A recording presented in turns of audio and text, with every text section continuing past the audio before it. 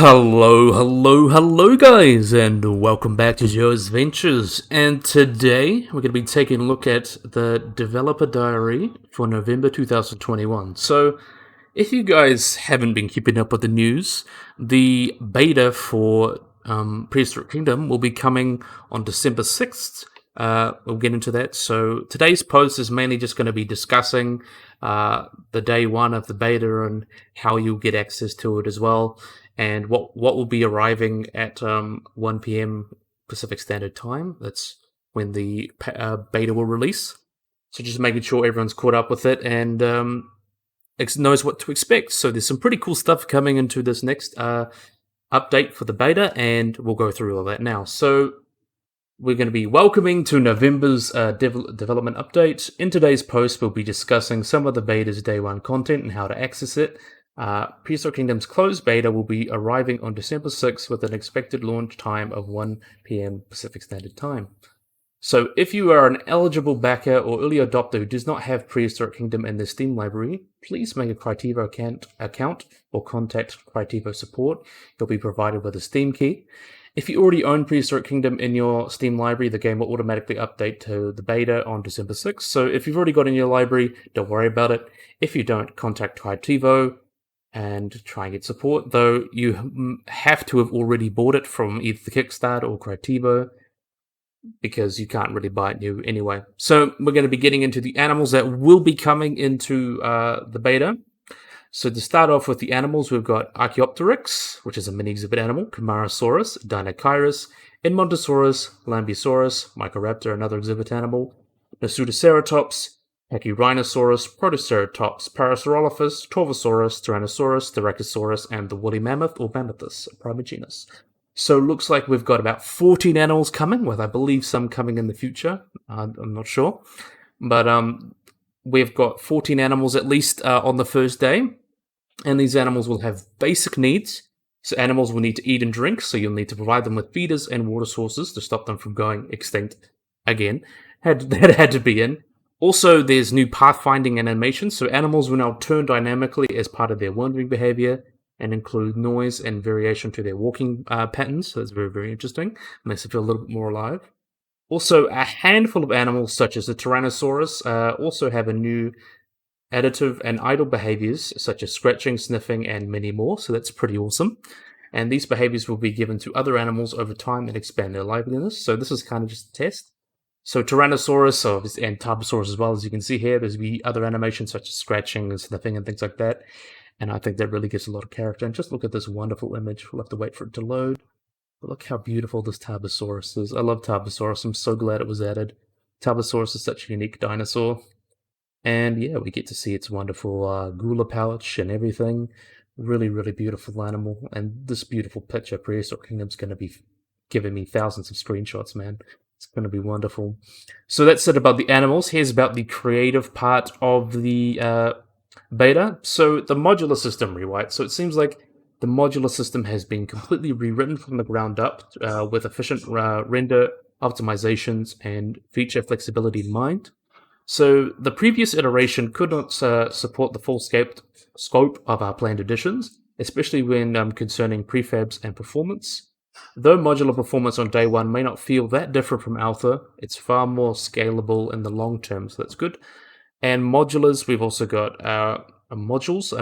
Modules are also a new modular piece that provide function and utility within the park. These can include guest kiosks, dynamic animal statues, animal nurseries, power generators, and more. And with 10 modules available in the beta, fully customizable and interactive buildings are now a reality in Prehistoric Kingdom. So if you guys have seen back to other dev diaries, these modules will be things like food and shopping and stuff. They'll just be like, it's similar to Planet Zoo where you have those boxes. These will just be certain areas or certain thing where you can obviously sell food or shopping or whatever. And you can add these into buildings and really create your own buildings, which I think is really, really awesome. And onto that, there's also modular prefabs. So build and create modular prefabs for easy use at your park and other saves. Share with your friends by uploading them to your builds online, and with Steam Workshop support coming later, so that'll be awesome. So you'll be able to make things and share them with people, a la Planet Zoo. So that'll be awesome. So official prefabs are also available to those who are less creatively inclined. We'll be expanding and improving our official prefabs as more pieces are added into the game. So that's really awesome. It seems that they're really into it and we get to be creative. How can you not love being creative? And there's also been improvements to the styling. So styling has been reworked for better use and reliability. Contextual swap themes, materials, and mesh variants at the click of a button. So you can swap it all in one go and it'll be easy. Also, we've got recoloring. So show your inner artist with modular recoloring. A staggering amount of items. I like how they emphasize the staggering. So that means lots and lots of things. So a staggering amount of items are recolorable, and many with multiple masks and patterns, and the world is truly your canvas. So you'll be able to paint whatever you like. You can make it bright purple, you can make it bright green, you can make it dark red, whatever color you like, you can have it, so that's going to be awesome. And also modular point swapping, so you can place pieces on or within modular grid corners with the new snap point step utility, so they'll be perfect for railings, pillars, beams, and more.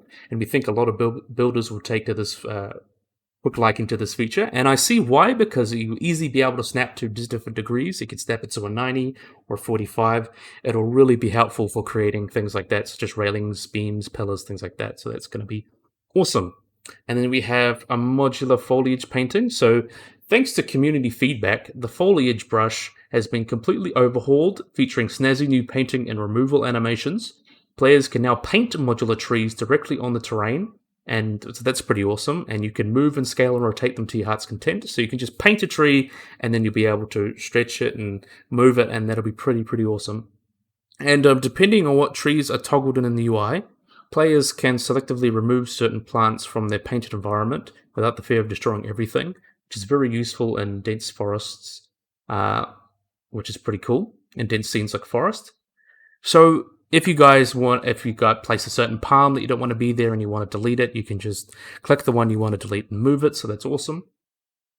Also, new themes, styles, and items. So over 150 items have been added to the beta, so 500 plus in total, along with over 60 different styles found in a cross of a number of modules and customizable pieces. There's also a lot of content to sink your teeth into, and this number will only continue to grow throughout the beta and beyond, so there'll be thousands of pieces probably at the end of it. Wonderful. And luckily, there's also been added the undo and redo buttons. So with undo and redo, no mistakes are permanent. So fences, paths, terrains, water, and the modular system all support this much needed feature. So if you just want to go back, you can go back and then undo all your mistakes and start from scratch again. So that's very wonderful. So yeah, I'm going to take a little break going through all these little things and have a look at these wonderful little benches here. It's like very Aztec theme. A lot of people say Nordic, but it seems quite Aztec-y themed. Tropical theme, really looks wonderful. Wonderful benches. I can't wait to give this a good go. But yeah, so it looks like we've got management and progression as well. So we're really adding into the progression as well, making it feel like a game. So finances. So on the surface, the financial management isn't too dissimilar from the alpha, though the groundwork for future gameplay integrations, such as loans and exhibit donations, have been laid out. It's there, but you see, you'll see more substantial use as the beta improves. So the beta will be continually updated, which is pretty awesome. Also, excavations. So use science points to unlock new animals and genetic skins with excavations. So discover new dig sites by increasing the park's rating. So that's pretty awesome. And also, there's basic science points. So you passively accumulate science points over time to unlock new species. This system will receive a large update during beta once exhibit scoring has been implemented. So there's going to be lots of things coming to the beta, which will be awesome. And yeah, that seems like it for at least day one. So there's going to be lots of things added. Unlike the alpha, this is going to be periodically updated with things until the launch of the early access, I think in April. So that's how it's going to be. It's just going to be adding and adding on until early access. So yeah, this is what you expect to get. You get 14 dinosaurs, all sorts of new reworks to painting and modular building, so a lot more building pieces, over 500, so that's pretty awesome. Also some basic management, such as managing your money, also excavations and basic science points and other things that's going to be added. So yeah, that's a quick little summary. So thank you for reading November's Dev Diary. We hope that you're just excited as us to begin the journey into the beta. We'll be providing the community with a follow-up post on December 6th, so stay tuned for that. Until next time, the PK team. So yeah, really, really wonderful. I'm really excited to get more of a Prehistoric Kingdom, and it's starting to really feel like the game that it was meant to be. It's really looking beautiful, especially with all the wonderful things. And remember, this is just beta and alpha, and it already is extremely beautiful. So it's really just wonderful. And yeah, I'm really glad I've been following this, and it just blows me away that these people really care about the game and really want to make something that we all love. It's almost like a dream game. So yeah, I'm really, really excited. And I might not be playing it directly December 6th, because I've got lots of things to cover. I got Jurassic World Evolution stuff to cover, such as mods and things. Also Planet Zoo mods and things. Many other things are coming out in December. December's going to be a busy month.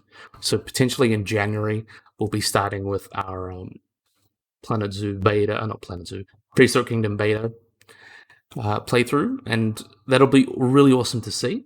But yeah, I think this is be a good time to end the video. So I really, really, really hope you guys enjoyed this video. I hope you guys like and subscribe. Always remember to click the little bell icon to get notified by uploading anything. So yeah, hope you guys enjoyed this video. Hope you guys like and subscribe. And bye-bye.